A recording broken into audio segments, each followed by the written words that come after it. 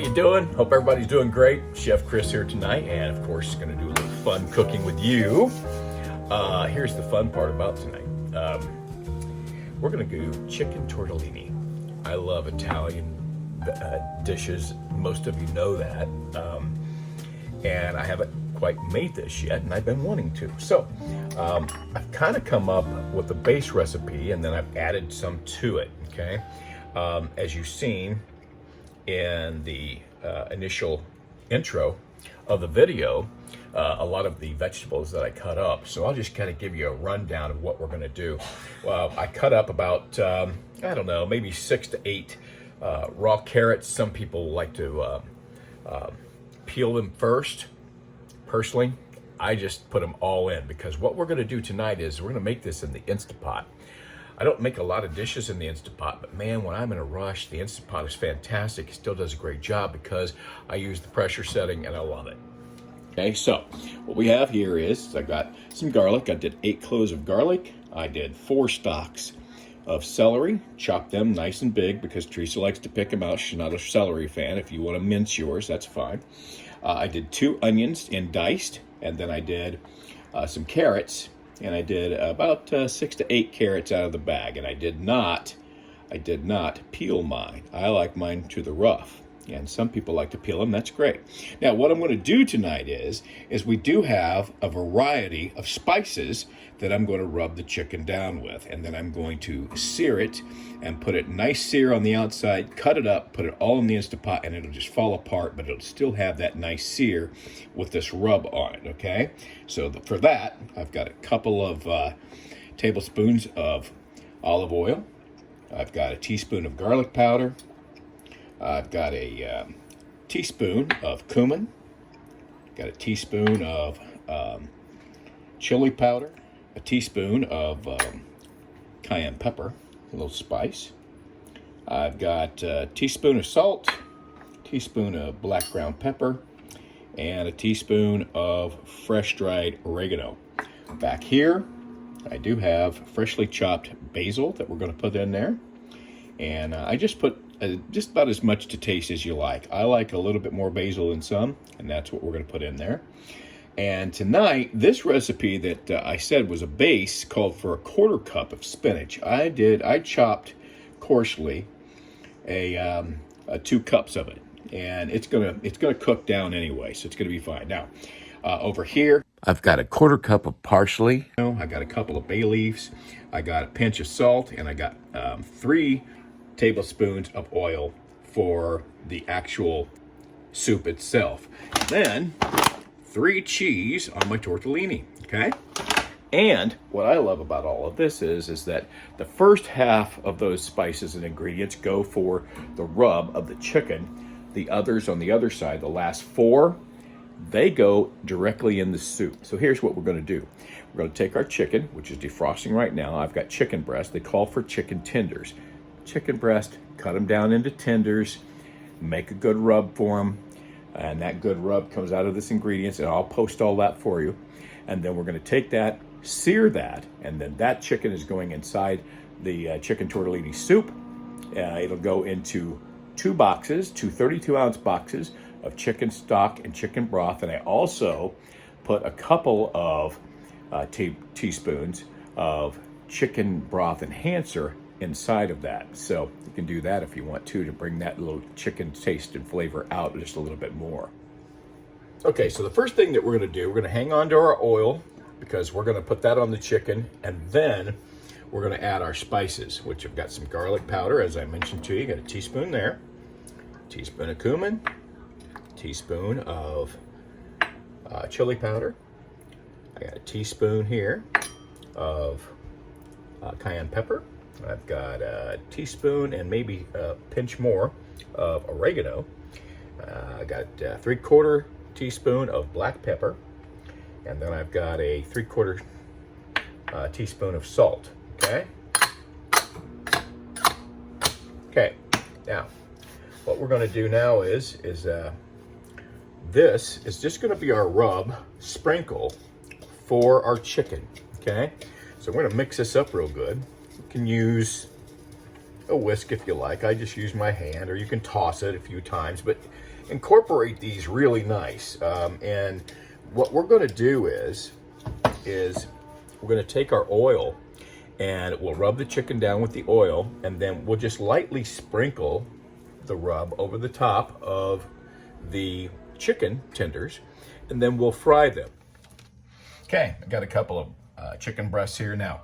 These chicken breasts are not quite thawed all the way through. That's okay. The Instant Pot will do the rest of the work. All I want it to do is be thawed enough to where I can put these into the frying pan, which is getting warm right over here, and sear them on the outside. That's all I'm looking for. I don't even want this chicken to cook all the way through, to be honest with you, because if you cook it in the pan and then put it in the Instant Pot, you're double cooking it, so it's going to be overcooked, and you don't want that, okay? So what I'm going to do is I'm just going to take my knife and it's going to cut these down into little bits here of chicken tenders, if you will. Be careful with your knife, don't want to cut yourself. Make sure you got a good sharp one. I always have good sharp knives. It makes the job a lot easier, trust me. Cut that one down a little bit more. Okay. Here's that. We'll take our next one. Bring it over here.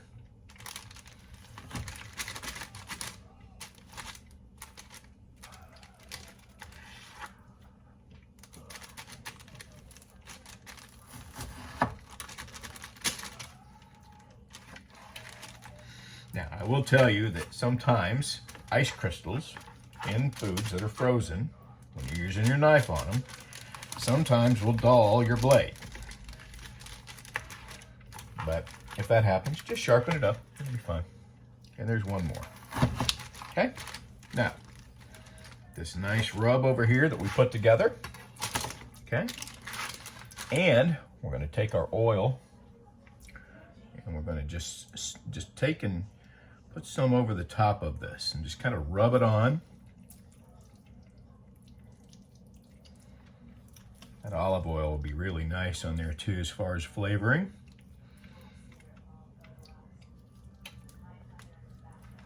Okay, almost through. A couple more pieces. Like I said, this is about a couple of tablespoons of oil is all you need just to get it all done. And I used 2 large chicken breasts too. Okay, I dried my hands off, and we're just going to take a little bit and sprinkle over the top. A little bit on each side. And don't take a lot, just enough to get it nice and flavored, and sear that on there. Okay, looks like our pan's getting nice and hot, starting to smoke. We'll turn it down a little bit. Okay, back on this side. And any that you have left over, if you wish, when you're cooking it and you see maybe a spot that's bared up or whatever, it's okay. Go ahead and sprinkle it on that side too. Right there where it's bare, and it'll be fine. It'll sear right on there.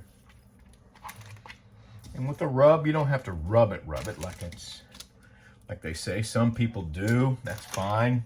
Just sprinkling it over the top is plenty. It's plenty good. Okay, we'll put that in the pan. Good and hot. Definitely want it good and hot. You can get that sear on there.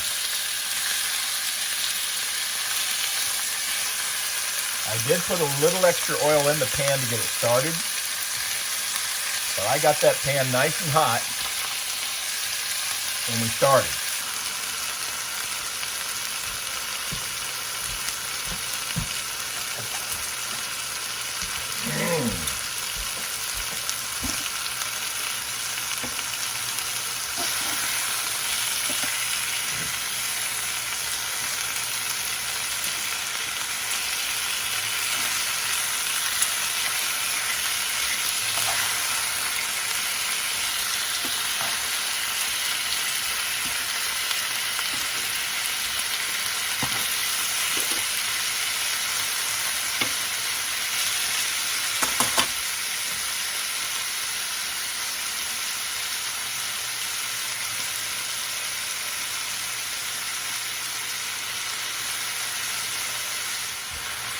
as you can see, it's getting pretty seared on there. It's pretty nice. That's what we're looking for, okay?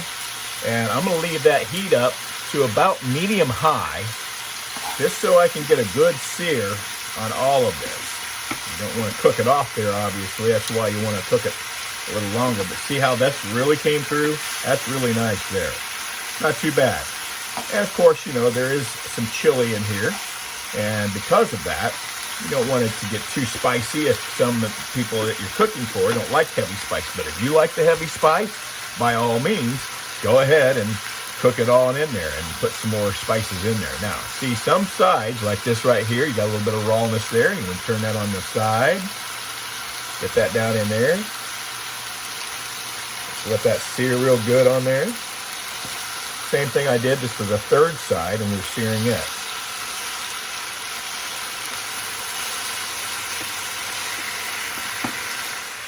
Okay, our chicken is seared and it looks really good. And what we're gonna do is, we're gonna take the chicken first, we'll put it in the Instapot, which I already have my stock.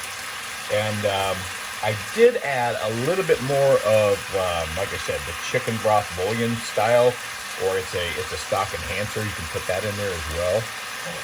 And I just want that little bit more of a bold chicken flavor, okay? So we're gonna put all that in there right now. Okay, chicken's still frying, we'll put it right into the pot. Get it going. Now, this will not take very long to cook in an Instapot. If you have one, you know. That's why they call them Instapots. And then all of our ingredients that we cut, and we put that in there. Now, one of the things that is a recipe for this dish, for flavoring, is a couple of bay leaves, okay? I'll tell you a little something about bay leaves, if you don't know anything about them. If you're gonna put a bay leaf in your dish, you wanna make sure that when you're done and it's cooked, that you get it out of your dish. If you have never dealt or worked with a bay leaf before, bay leaves, even cooked in stock or in any kind of brines, are for good flavoring, but you do not want to swallow one. Swallowing a bay leaf is bad news. It can cut your esophagus. There's our salt. A little oil in here.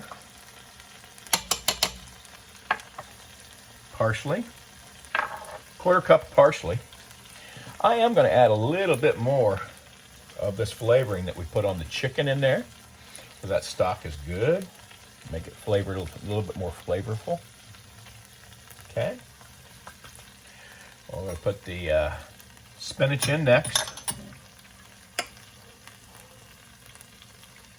Okay.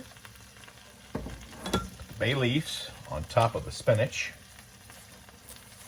The reason I'm doing that is so I can find those bay leaves right away when it's all done and cooked. I want to submerge this and make sure that all that spinach is wet, which in an Instapot, obviously, it will get that way, but just want to make sure, that's all. And now we're going to add our tortellini.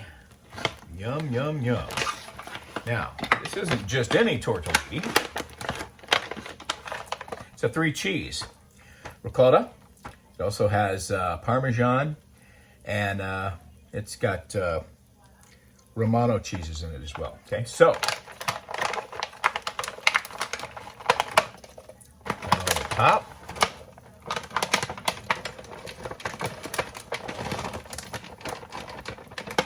Now on this, I'm just going to cover the top with it. Okay. It's got cheese and stuff like that in it, which is going to be good. But I want it more to steam. It'll boil and steam while it's in the pressurized Instapot. And I think it'll come out just a little bit better. So that's what we're going to do with that for 15 minutes. And it'll be all ready to go. Then when it comes out, we're going to take and shred our chicken, stir it up real nice, let it set for about 15 minutes more or maybe even 10 minutes and let all those flavors come together. It'll be ready to serve.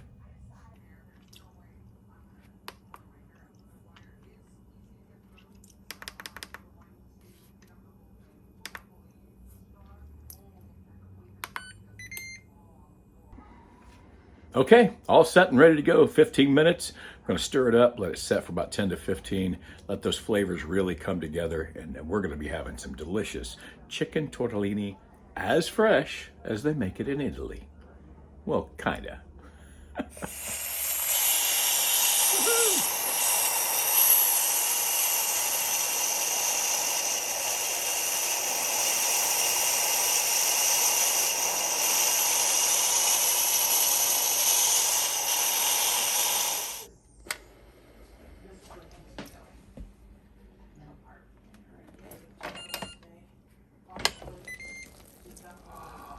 That. Oh yeah, that looks wonderful. But we want to let this set just a little bit, cool a little bit, and let all these flavors come together. Man, that looks really good. Chicken tortellini soup in the Instapot.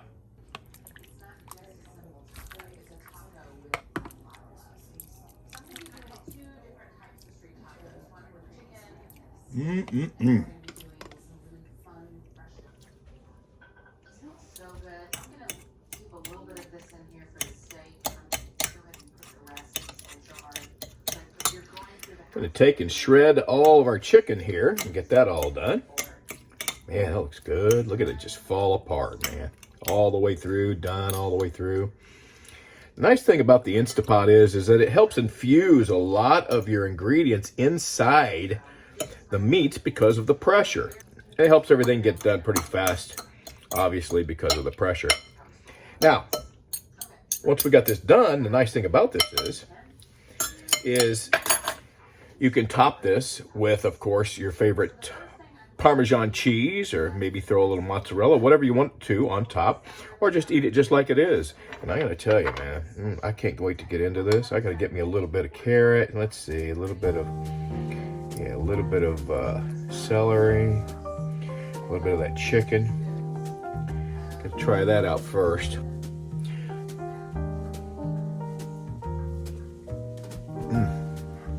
Oh man, yeah, it's really good. Give me one of these tortellinis, man. That looks really good. Got that little bit of spice bite to it.